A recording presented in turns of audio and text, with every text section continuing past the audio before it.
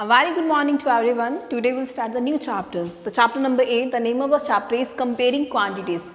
ये comparing quantities करने से पहले हम पढ़ेंगे कि रेशियो क्या होता है, परसेंटेज क्या होता है. ओके तो उसकी कुछ इंट्रोडक्शन करेंगे. सबसे पहले रेशियो क्या होता है. अगर सपोज दैट एक स्कूल है, एक क्लास है, चलो एक एग्जाम्पल एक क्लास है, उसमें जो गर्ल्स हैं तो गर्ल्स जो हैं वो है आपकी 30 हैं और जो बॉयज़ हैं तो वो कितने हैं 32 है. सपोज दैट गर्ल्स कितनी है 30 है और बॉयज़ कितने हैं 32 हैं. तो इनके रेशियो निकालिए. तो रेशियो अगर आपको निकालनी है बॉयज़ टू गर्ल्स, किसकी बॉयज़ टू गर्ल्स, तो बॉयज़ की कितनी है 32 और गर्ल्स की कितनी आ जाएगी 30. तो ये क्या हो गई उसकी रेशियो हो गई. अगर आपको इसको लोएस्ट फॉर्म में चेंज करना है तो आप ऐसे लिखते हैं बॉयज़ टू गर्ल, ये बॉयज़ की लिखी हुई यहाँ पे गर्ल्स की लिखते. तो यहाँ पे अगर आपको चेंज करना है तो 2 1s are 2 and 2 5s are 10, 2 1s are 2, 2 6s are 12. तो आप 16:15 भी लिख सकते हो. Okay but I just wanted to tell you कि ये this is sign of a ratio. आपको रेशियोज ऐसे निकालते हैं. फिर उसके बाद बात करते हैं परसेंटेज. अगर उसने आपको ऐसा कुछ दे दिया कि 2 बाय सपोज दैट 5 है. ओके 2/5 है, इसको परसेंटेज में चेंज करिए. तो आप क्या करेंगे, कैसे करेंगे 2/5 × 100. ठीक है, परसेंटेज में चेंज करने के लिए आपको क्या करना है 2/5 × 100. तो आपको कितना आया 5 1s are 5, 5 2s are 10, 0. तो ये कितना आया 45. मतलब अगर 2/5 का 100 का 2/5 करते हैं तो वो कितना होता है 40% आ जाएगा. ओके तो अब यहाँ पे देखिए इसको परसेंट फिर से बता रही हूँ, परसेंटेज में चेंज करने के लिए जिसको भी बोला उसको 100 से मल्टीप्लाई कर दीजिए, आपको परसेंटेज में आ जाएगा. अब यहाँ पे परसेंटेज की और एग्जाम्पल लेते हैं. सपोज दैट आपको ये बोला जाता है कि 72% ऑफ 25. ओके 25 का 72% निकाली. तो आप कैसे निकालते हो 72/100 × 25 ऐसे निकालते हो. 25 1s are 25 और 25 4s are 100. तो ये कितना हुआ 2 1s are 2. Okay sorry 4 1s are 4 और 4 8s are दैट इज 32. तो ये कितना हो गया 18. अगर हम 25 का 72% निकालते हैं तो वो कितना आएगा 18 आएगा. मीन्स आपको ये जो जब आप क्वेश्चंस करोगे ना तो ये जो मैं इंट्रोडक्शन में समझा रही हूँ वो भी साथ साथ में क्लियर करवाती जाऊँगी. ओके अब यहाँ पे हमने ये भी पढ़ा है, प्रॉफिट के बारे में पढ़ा है, लॉस के बारे में पढ़ा है. तो सबसे पहले हम ऑब्वियसली हम इंक्रीज और डिक्रीज के बारे में पढ़ेंगे. ओके अब वो देखिए, अगर सपोज दैट हमने एक वॉच ली है तो उसका जो प्राइस है ओके वॉच का एक्सपेंसिव वॉच है तो उसका 34,000 उसका वॉच का प्राइस है. ओके बट कुछ दिनों बाद ये पता चलता है कि उसका जो प्राइस है वो 20% क्या हो गया इंक्रीज हो गया. ओके कुछ दिनों बाद पता चलता है कि 20% उसका प्राइस जो है इंक्रीज हो गया. तो अब उसका जो न्यू प्राइस है वो कितना होगा. ओके पहले जो वॉच का प्राइस था कितना था 34,000 था. अब 20% क्या हो गया इंक्रीज हो गया. ठीक है तो अब कितना हुआ, तो वो करने के लिए अब देखो मेरे को न्यू प्राइस निकालने के लिए मैं क्या करूँगी, ये 34,000 का मैं 20% निकालूंगी 20%. तो ये कितना हुआ 20/100. ओके अगर ऐसे लिखा होता है ना जैसे 40 है, जैसे 40% तो हम इसको क्या लिखते हैं 40/100 भी लिख सकते हैं. ओके तो इसका 20% इंक्रीज हुआ तो ये कितना हो गया, इससे ये कैंसिल हो गया, इससे ये कैंसिल हो गया. ओके तो ये कितना 4 2s are 8, 3 2s are 6 और ये 2 zeros आ जाएंगे. तो ये कितना हुआ 6,800. ठीक है ये ज़्यादा हो गया प्राइस, 6,800 ज़्यादा इंक्रीजिंग प्राइस है. तो न्यू प्राइस कितना हुआ उस वॉच का न्यू प्राइस, तो न्यू प्राइस कितना हुआ जितना तो पहले था 34, इसमें 6800 क्या कर देंगे हम ऐड कर देंगे. ओके चलो यहाँ पे ऐड करो, क्या था यहाँ पे 34,000 में हम 6800 ऐड कर देंगे. 0 then 8 तो ये कितना हुआ 10 और ये कितना हुआ 4. तो ये कितना हुआ 40,800 रुपीज़. अब उसका प्राइस कितना हुआ 40,800 रुपीज़ हो गया. ओके अब मैम इंक्रीजिंग के बारे में आपको पता चल गया है कि आपको कैसे निकालना है. कि अगर पहले प्राइस इतना था, कोई भी मैंने एग्जांपल वॉच के लिए, आप कोई भी जब क्वेश्चंस आएंगे तो आप करेंगे यहाँ पे. अब इंक्रीज तो ना, इंक्रीज प्राइस भी निकालना पड़ेगा, तो जितना प्राइस हो उसका 20% कर दीजिए। 20% मतलब 20 इंटू 2100, ये न्यू प्राइस हो गया ना उसका, तो उसको जो पुराना प्राइस था उसमें ऐड कर दीजिए। अब उस वॉच का प्राइस कितना हो गया 40,800। अगर हमें वैसे ही डिक्रीजिंग निकालना है, ठीक है, डिक्रीज वाला, डिक्रीज, ओके, तो अब क्या हो गया, डिक्रीज हो गया, अब उसमें डिस्काउंट मिल गया, 34,000 प्राइस था, अब कहते हैं कि 20% डिक्रीज हो गया प्राइस, ओके। अब कितना प्राइस डिक्रीज हो गया, 20% डिक्रीज हो गया, तो मैंने ऑलरेडी इसका 20% निकाला हुआ ना, कितना है 6,800, तो कितना मैं इसकी ही एग्जांपल ले रही हूँ कि प्राइस कितना था वॉच का 34,000, पहले मैंने इंक्रीजिंग में निकाला, अब उसका प्राइस 20% कम हो गया, तो कम हुआ तो इतना ही कम हुआ ना, 20% तो इतना ही निकलेगा। अब क्या करेंगे, तो न्यू प्राइस कैसे निकालेंगे, न्यू प्राइस, तो जितना प्राइस था उसका दैट इज़ 34,000 था, उसमें से हम 6800 क्या कर देंगे, अब माइनस कर देंगे, पहले प्लस करा था क्योंकि इंक्रीज हुआ था, अब क्या हो गया, डिक्रीज हो गया। तो ये देखो 3 4 1 2 3, इसमें से 6800 आप सब्ट्रैक्ट करिए, 0 0, तो इसने इससे बोरो करा, 10 में से 8 गए 2, ठीक है, यहाँ पे क्या आएगा 13, 13 में से 6 गए, तो यहाँ पे कितना हो गया 7, और यहाँ पे कितना हो गया 2, ओके, तो ये कितना हो गया, अब न्यू प्राइस कितना हो गया 27,200 रुपीज़। समझ आया ना, मतलब मैं आपको एक इंट्रोडक्शन करवा रही हूँ एटलीस्ट जो आपको पढ़ना है, पर इंट्रोडक्शन के बाद जब क्वेश्चंस करेंगे तो आपको इजीली क्वेश्चंस समझ आ जाएंगे कि हाँ इसमें क्या क्वेश्चंस बोल रहे हैं। अब इसका नेक्स्ट टॉपिक देखते हैं, उसमें नेक्स्ट क्या करना है। अब हम बात करते हैं प्राइस के बारे में, ओके, प्राइस। अब सबसे पहले प्राइस की बात करें तो हम बात करते हैं cost price, CP. CP is cost price, okay, this is cost price. अब हमने मार्केट में मान लो हम पेन लेने गए हैं, ओके, तो उसका जो कॉस्ट प्राइस है वो कितना है 10 कॉस्ट प्राइस, ओके, तो वो कितना हुआ कॉस्ट प्राइस। कॉस्ट प्राइस क्या होता है कि आपने 10 रुपीज़ का पेन लिया, तो मैंने पूछा कितने का है, तो आप क्या बोलोगे 10 रुपये का पेन है, तो वो क्या हुआ उसका कॉस्ट प्राइस हो गया। अब उसके बाद में एसपी होता है, एसपी, तो which is this is called as a selling price, selling price, तो ये कितना हुआ SP is a selling price.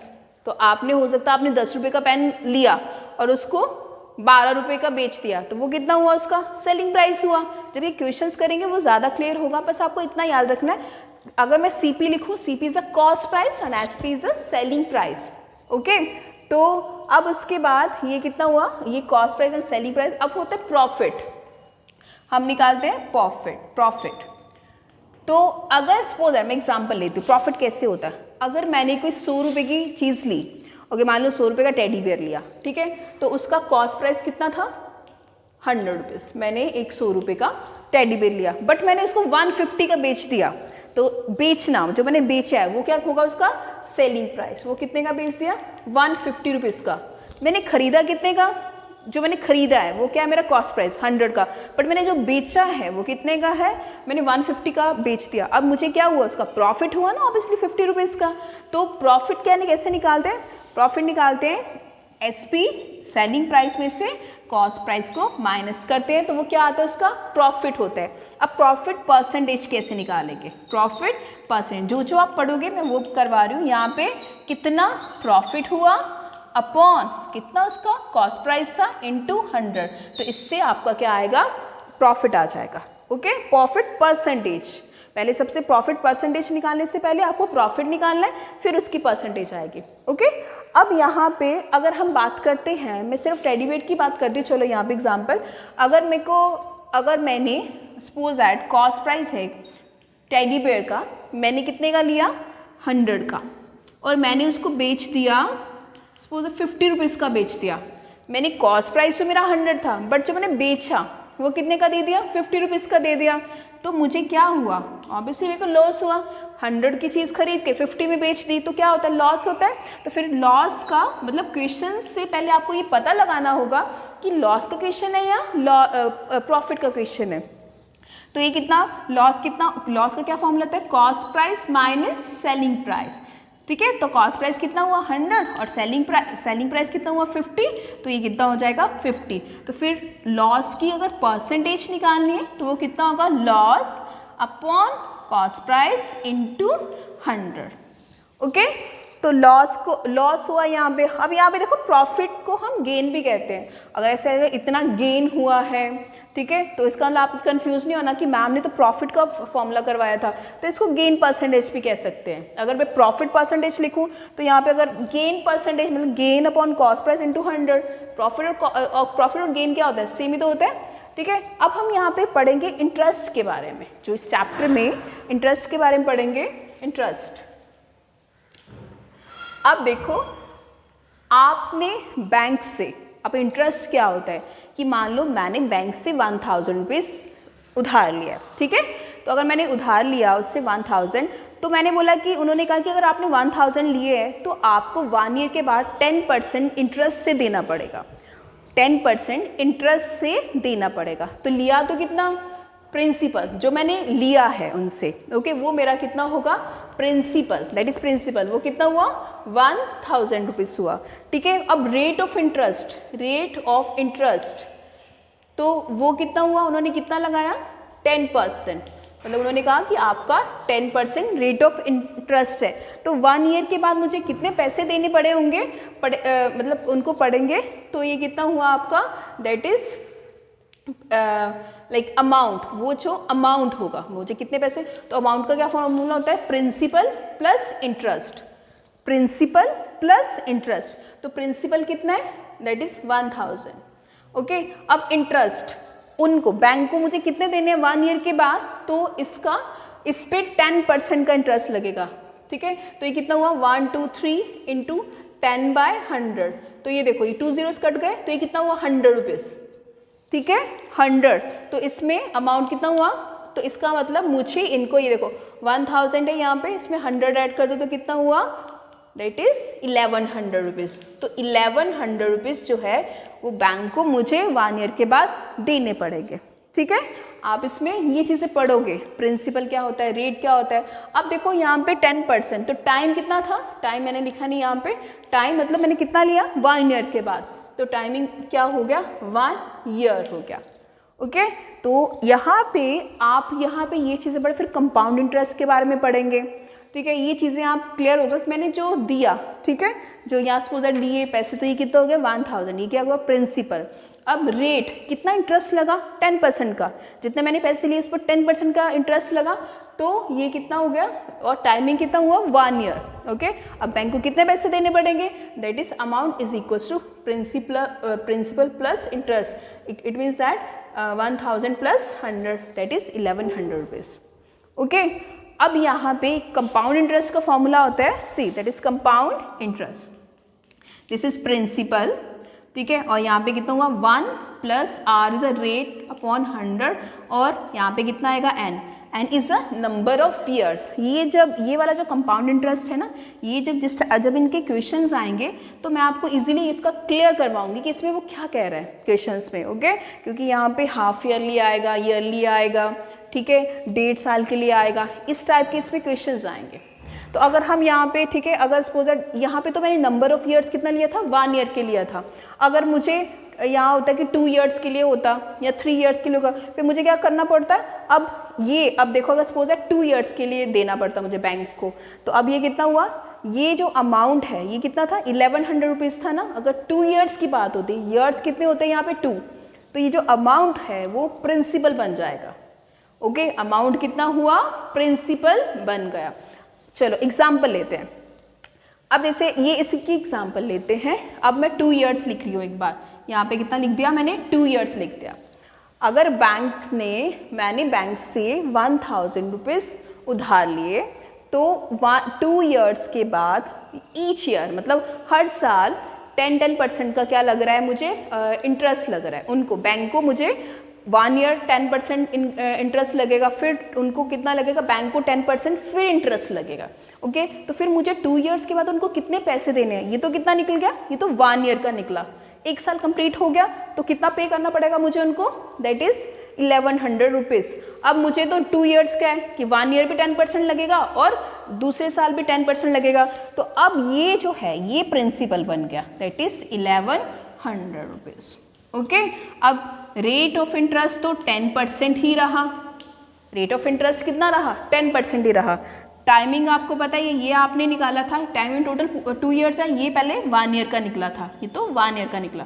अब फिर से 1 ईयर का निकालूंगी ना मैं यहाँ पे, ठीक है। अब वो कितना होगा आपका, अब 1100 का 10% होगा, तो 1100 इंटू 10/100, यही होगा यहाँ पे, 2 0 से 2, तो ये कितना हुआ 110, तो 110 रुपये। पहले कितना था हमारा 100, अब कितना हो गया उनको 110 रुपीज़ हो गया। तो अब मेरा अमाउंट का मैंने फॉर्मूला बताया था, प्रिंसिपल प्लस इंटरेस्ट। अब ये प्रिंसिपल हुआ आपका, दैट इज 1100। अब ये कितना हुआ 110, देखो 1100 में 110 ऐड करेंगे तो ये कितना हुआ आपका, दैट इज 1210 रुपीज़। तो बैंक को, अगर मैंने उनसे लोन लिया है तो हर साल 10% के इंटरेस्ट के हिसाब से, मतलब बैंक को लगेगा, बिकॉज मैंने लिया है तो किसको इंटरेस्ट लगेगा, बैंक से लिया ना, तो वो उन्होंने बोला कि आपको पर ईयर 10% का इंटरेस्ट लगेगा। तो ये कितना करेंगे, पहले 1 ईयर का निकाला, फिर 2 ईयर का निकाला। अगर सपोज दैट 4 ईयर्स होता तो मैं ऐसे थोड़ा ना करते रहते, then 1 then 2 then 3 then 4 then 5 ऐसा। तो हम क्या करते हैं, एक फॉर्मूला यूज़ करते हैं। तो this is a formula, compound interest का क्या फॉर्मूला था, प्रिंसिपल 1 + rate/100 की पावर कितनी है, n is a number of years. Okay, ये मैं तब क्लियर कराऊंगी जब क्वेश्चंस होंगे इसके। तो ये यहाँ तक की इंट्रोडक्शन है जो आप पढ़ोगे इसमें। तो अब इसका एक्सरसाइज जो है वो नेक्स्ट वीडियो में आएगी। Till then thank you.